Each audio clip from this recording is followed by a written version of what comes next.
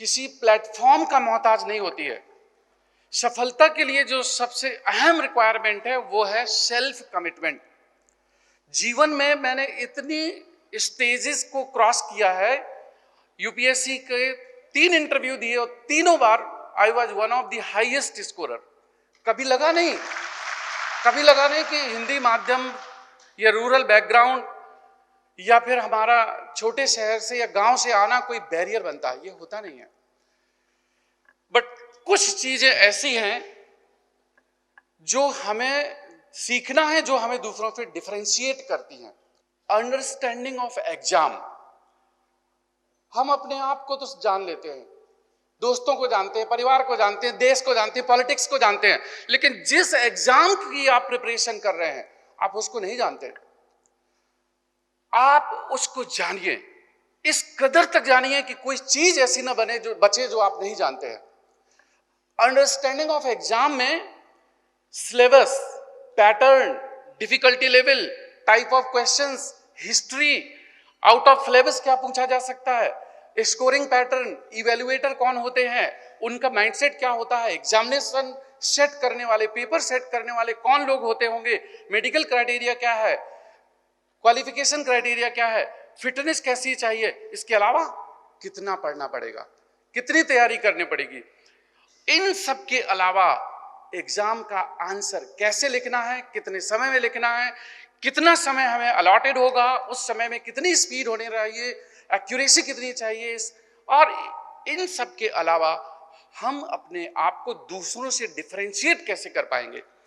जिस दिन आप एग्जाम को अच्छे से समझ जाएंगे उस दिन एग्जाम को पास करना आसान हो जाएगा। तो सबसे पहला सूत्र होता है अंडरस्टैंडिंग ऑफ एग्जाम।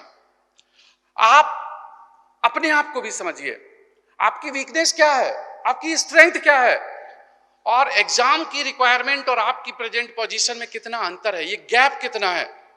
जिस दिन आप ये गैप समझ लेंगे, इस गैप को ब्रिज करने का काम फिर आप स्टार्ट करेंगे। जो सब्जेक्ट आप सेलेक्ट करने वाले हैं ऑप्शनल के लिए, उसका स्कोरिंग पैटर्न, उसके सिलेबस से रिलेटेड पढ़ाई करने के लिए source of study, recent past में कुछ सालों में अभी रिसेंटली कितने मार्क्स आ रहे हैं, फिर आपकी रुचि क्या है, आप कितना अच्छा कर सकते हैं और कौन सा विषय आपके लिए अच्छा होगा, ये बहुत इंपॉर्टेंट है। ये अहम विषय है। बिना सोचे समझे सीनियर को देख के या किसी टॉप रैंकर को देख के अपना सब्जेक्ट मत डिसाइड करिए। सब्जेक्ट का डिसीजन आपकी स्ट्रेंथ और वीकनेस पर डिपेंड करेगा, ना कि किसी टॉपर की स्ट्रेंथ पर। इसलिए सब्जेक्ट आपको अपना चुनना है, अपने हिसाब से चुनना है। ये दूसरी रिक्वायरमेंट है। तीसरी रिक्वायरमेंट होती है सिविल सर्विसेज को क्रैक करने के लिए प्लान ऑफ एक्शन। उस प्लान ऑफ एक्शन में सोर्स जो पढ़ाई का होता है, पढ़ाई करने के लिए किताबें कौन सी होंगी, ऑनलाइन पोर्टल क्या होगा, टेलीग्राम में कितना रहना है और कितना जरूरी है उतना ही रहना है। हम लोग देखते हैं टेलीग्राम ग्रुपों में, सोशल मीडिया प्लेटफॉर्म्स में हजारों लड़के होते हैं, लेकिन उन हजारों लड़कों में से कितने ऐसे होंगे जो वाकई उससे बेनिफिट ले पा रहे होंगे, कितना आप टाइम इन्वेस्ट करते हैं। तो प्लान, अब इसी पर थोड़ा सा मैं चर्चा करना चाहता हूं। प्लान पर पढ़ाई करते समय सभी लोग भूलते होंगे। कोई ऐसा है जो पढ़ता है और उसके बाद उसको भूलता ना हो? बताइए, कोई हाथ उठाइए। सभी लोग भूलते हैं, हम लोग भी भूलते हैं। लेकिन कुछ ऐसे हैं जिनको याद ही नहीं होता। लेकिन क्या आपने कभी ये जानने की कोशिश की कि हम क्यों भूलते हैं, और अगर भूलते हैं तो इतनी जल्दी क्यों भूलते हैं? बार बार पढ़ने के बावजूद भी हमें याद क्यों नहीं होता? जिस दिन आप इस सवाल को उठा लेंगे और उसका आंसर खोजने निकल पड़ेंगे, आप उसका आंसर निकाल लेंगे, अपनी पढ़ाई का तरीका बदल लेंगे, और जिस दिन आप अपनी पढ़ाई का तरीका बदल लेंगे उस दिन कम पढ़ करके ज्यादा समय तक याद रखेंगे, एफिशिएंसी बढ़ जाएगी, आउटपुट बढ़ जाएगा, एग्जाम की परफॉर्मेंस बढ़ जाएगी।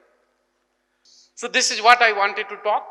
इसके बाद आप 2 और पॉइंट्स याद रखना, ब्रीफली बता रहा हूं। आंसर राइटिंग इंप्रूव करिए अगर आपको क्रैक करना है। विषय को लिखना आना चाहिए, विषय को कम शब्दों में रखना आना चाहिए, और उसके बाद है सेल्फ इवेल्युएशन। टेस्ट दीजिए, टेस्ट सीरीज से अपने आप को इवेल्युएट करिए, ऑनेस्टली करिए, जो गलतियां हो रही हैं उनको रेक्टिफाई करिए।